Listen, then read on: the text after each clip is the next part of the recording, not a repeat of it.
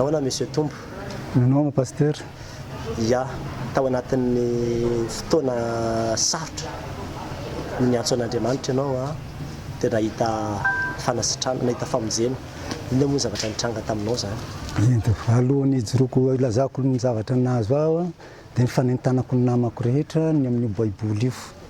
Tsy ho ataontsika ambany zavatra fa io ny fiainantsika, io ny tondran'Andriamanitra antsika ary tena nitako fahombiazana.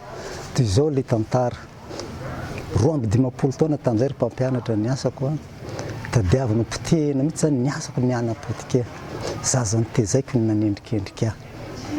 Zava-nisy maraina amin'ny 5 tonga polisy roalahy eo ambaravaran-trano fa dia hoe raha mbola polisy 5 lahy tsy mahatana ny olona io dia menoty 4 pistolet 4 dia gaga ny polisy dia ndaonao manaraka ny transy déférena any Majunga hiatrika tribunal dia tsy haiko tsony raha ataoko satria mampampianatra potika zany no aviko ray manontolo na ny asako na ny fianakaviako tsy haiko ny raha natao. Za aloha dia mpivavaka fa dia aloha dia hotsoriko hoe nanao mpivavaka miambahamba foana hatramin'izay fa nanomboka tamin'ny fotoana io nampiova tanteraka hoe anaradian'i Kristy amin'izay fa tsy hiova lalana intsony. Tomany an-dranomaso mandra-parain'ny andro vadika hoe matory ianao vonoy ny jiro fa laboziny ny ampiretina. Fotoana mialohan'ilay tribunal io zany? Fotoana mialo rapitso ny tribunal androany alina zany. Efa maty ny jiro dia teo aho zany sady mivavaka dia ranomasoko ny mijoy.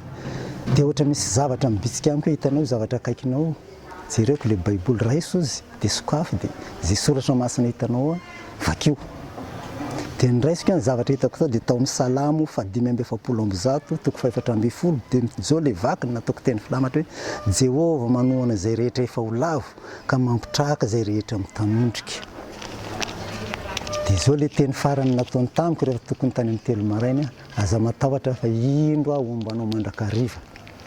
Tonga amin'ny maraina niatrika tribunal izahay. Rehefa nanontaniana teo amin'ny tribunal zavatra hafa mihitsy tokoa no niseho teo nasehoan'Andriamanitra.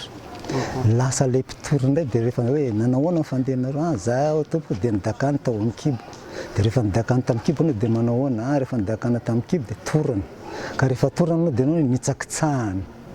Tonga dia nioraka ny rehetrarehetra tsy nampoiziko ilay izy dia miambany mpitsara.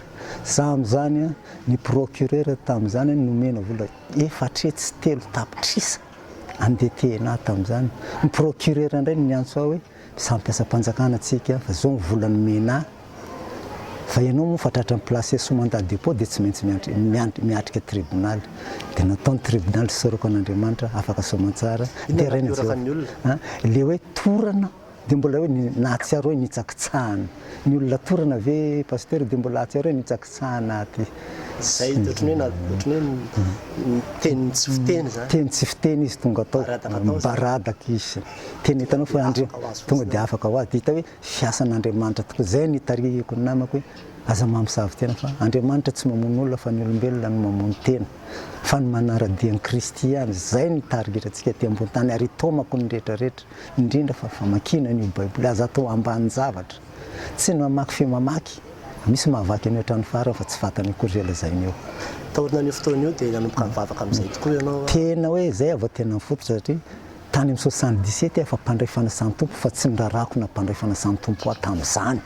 Fa nanomboka tamin'io 2005 verina amin'izay milohako hatramin'izao. Inona avy nandraikitra tao amin'ny fiangonana? Nandraikitra tao amin'ny fiangonana sady mpandray aho diakona aho pro-piangonana comité lehibe aho membre ny CLK membre ny CVM en VFL président sympathie sekolelady. Amin'izao ianao mianatra CFA inona ny fianarana ataonao zany? Manao mpiandry azo atao. Manao mpiandry.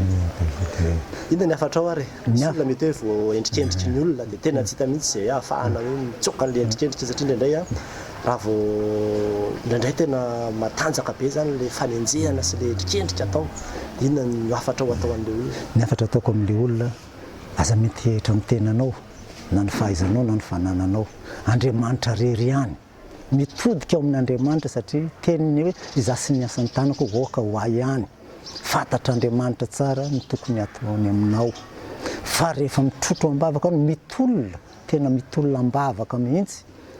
Raha azo atao hoe tsy mamory hoe ranomaso raha tena hitanao fa raha tena miasa aminao fanahy masina na ny ranomasonao tonga dia miraraka ho azy.